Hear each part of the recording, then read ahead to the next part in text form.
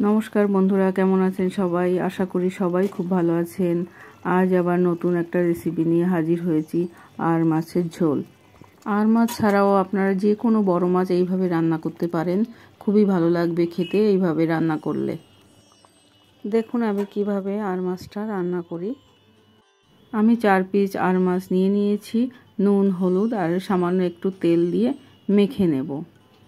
আর মাছ হোক বা যে মাছে আঁশ থাকে না, সেই মাছে যদি আপনি একটু সর্ষের তেল মাখিয়ে নেন, তাহলে যখন আপনি ভাজবেন, ভাজার সময় ফেটে যাওয়ার ভয় থাকে না। মাছ আমার মেখে নেওয়া হয়ে গেছে। আমি 10 মিনিট মতো রেস্টে রেখে দেবো।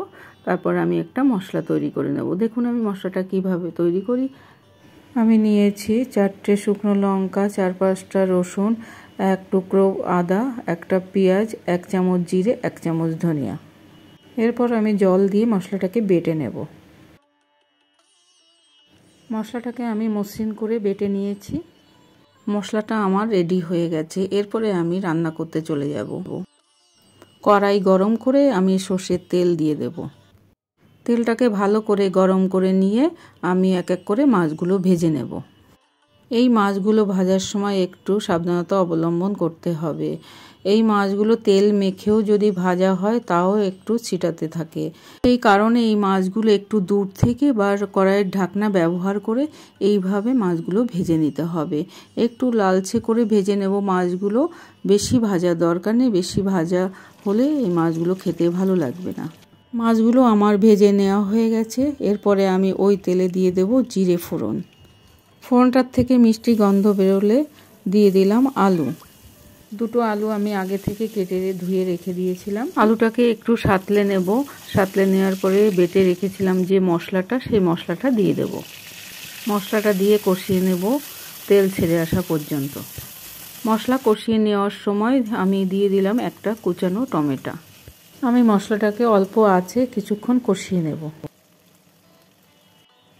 এরপরে আমি দিয়ে দেব 1 চামচ লবণ আর 1 চামচ হলুদ গুঁড়ো। মশলাটা আমি খুব ভালো করে কষিয়ে নেব।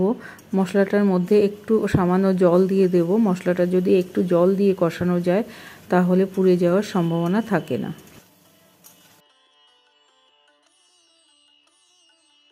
মশলাটা আমার কষানো প্রায় হয়ে গেছে, তেল ছেড়ে দিয়েছে।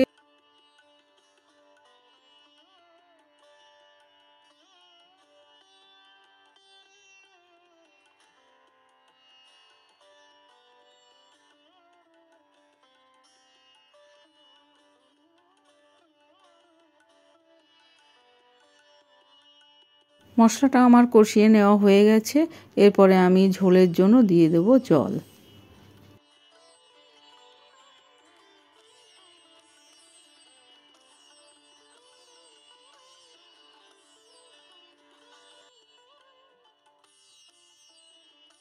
ঝোলটা ফুটে উঠলে আমি রান্না করে নেব কিছুক্ষণ, আলুটা সেদ্ধ হয়ে যাওয়া পর্যন্ত।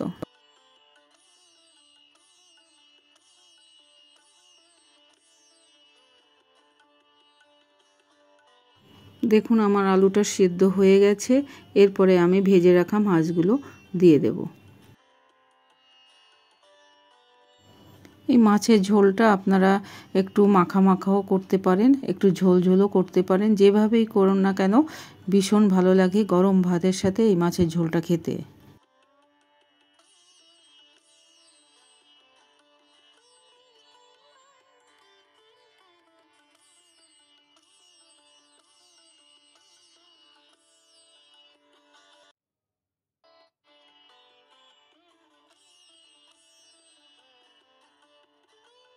আমি 2টো কাঁচা লঙ্কা দিয়ে দিলাম। কাঁচা লঙ্কা দিলে সুন্দর একটা ফ্লেভার আসে।